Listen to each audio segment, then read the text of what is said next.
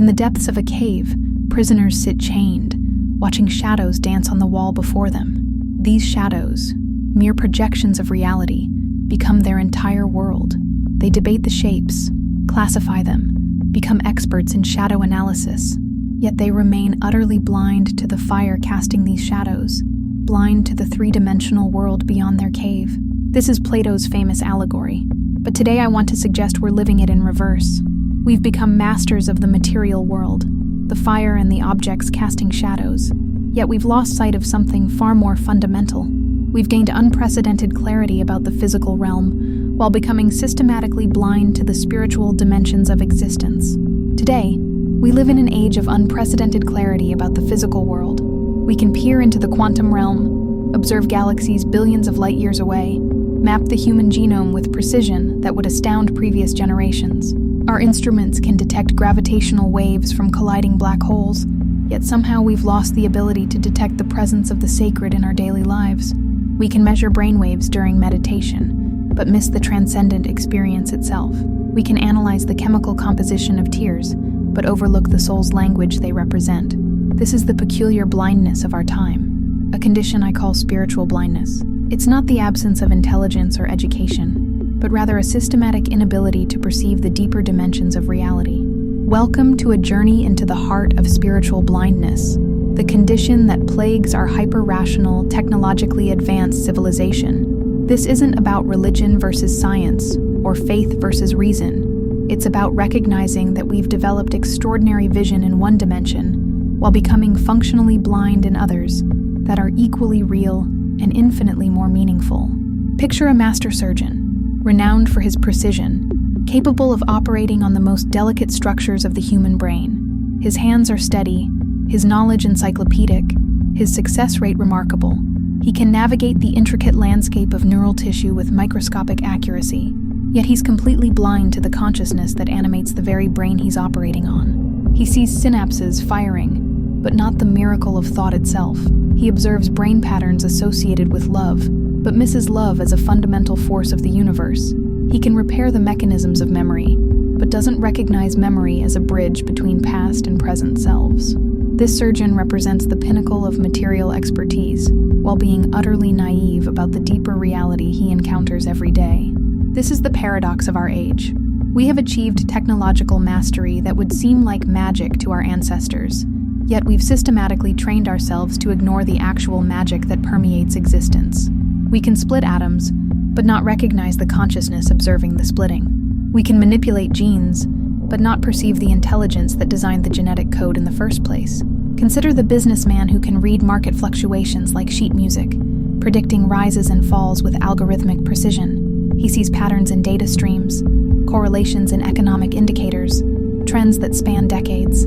His analytical mind dissects quarterly reports, identifies inefficiencies, optimizes processes for maximum profit.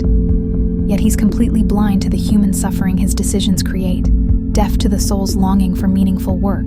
He understands compound interest, but not compound karma. He sees market cycles, but misses life cycles. He can calculate risk-adjusted returns, but cannot perceive the risk to his own soul from a life lived purely in service to accumulation. The very skills that make him successful in one realm render him helpless in understanding what would actually fulfill him. The scientist peers through microscopes and telescopes, mapping DNA sequences and measuring cosmic radiation. She can explain the mechanics of photosynthesis, the physics of black holes, the chemistry of emotions. Her knowledge spans from quantum mechanics to evolutionary biology, yet she remains mystified by the consciousness that makes all this knowing possible. Before we go further, take a moment to subscribe if you haven't already.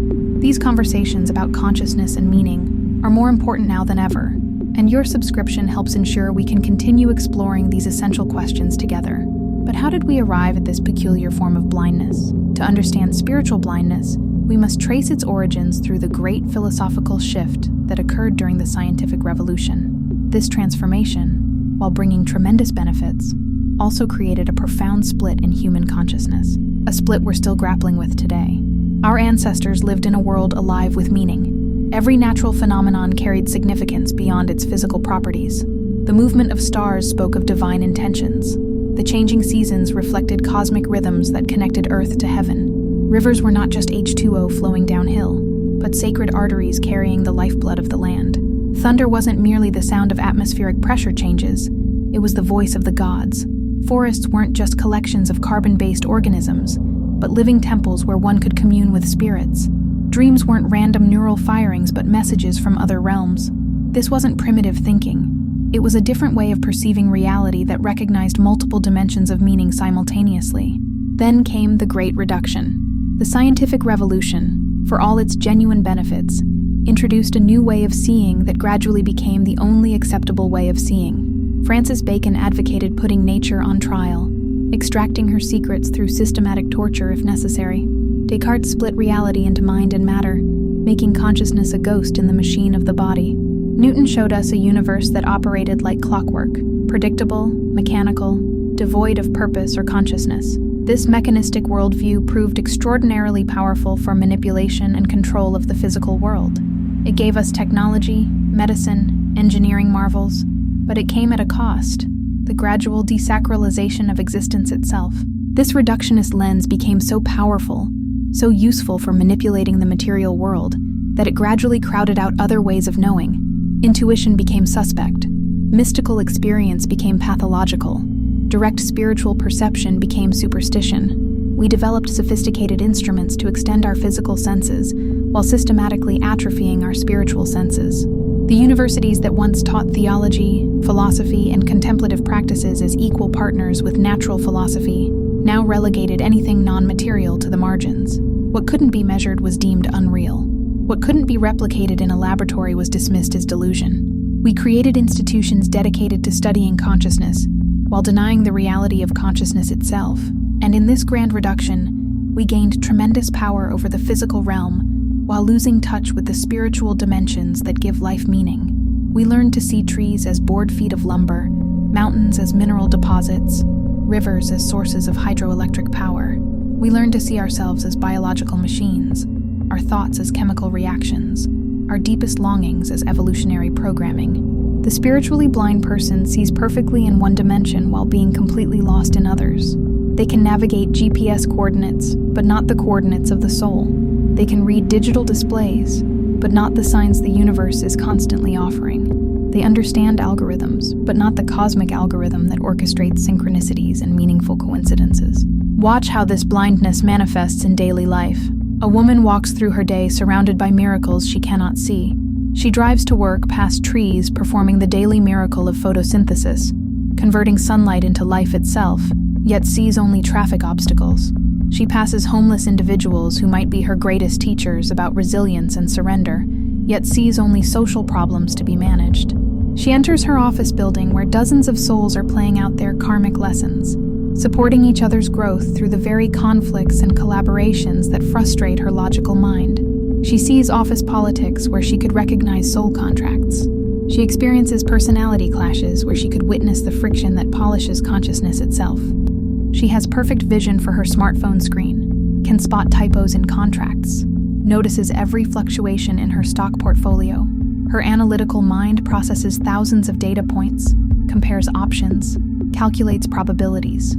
Yet she's completely blind to the presence of the divine in her morning coffee, deaf to the wisdom whispered by her dreams, numb to the energy signatures of the people around her. She can read body language for professional advantage, but cannot perceive auras that would tell her far more about a person's state. She notices changes in facial expressions, but misses the subtle energy exchanges that reveal the true nature of every interaction. She tracks her heart rate with a fitness device, but cannot feel her heart chakra opening and closing in response to different people and situations. The tragedy deepens when we consider what we're missing. Spiritual sight doesn't diminish our practical capabilities. It enhances them by providing context, meaning, and wisdom that purely analytical thinking cannot access. The spiritually awake person sees all the same physical details, but recognizes them as expressions of deeper patterns and purposes. They understand that every challenge is a curriculum designed by their higher self for their growth. Every person they encounter is a teacher, every obstacle an opportunity for expansion. They see their life not as a random series of events to be controlled and optimized, but as a sacred journey of consciousness exploring itself through the vehicle of their individual existence. Yet our culture has systematically trained us away from these faculties. We're taught to trust only what can be verified by external instruments, ignoring the sophisticated sensing apparatus of intuition, empathy, and direct knowing that we all possess. We're educated to analyze and categorize rather than to perceive and synthesize. We learn to think about life rather than to feel into it. Consider the parent who can spot every potential physical danger to their child: sharp corners, toxic substances, choking hazards. They child-proof their home with scientific thoroughness, research car seat safety ratings, interview pediatricians with the rigor of hiring a CEO. Their protective instincts are finely calibrated to physical threats. Yet they're completely blind to the soul needs of their child.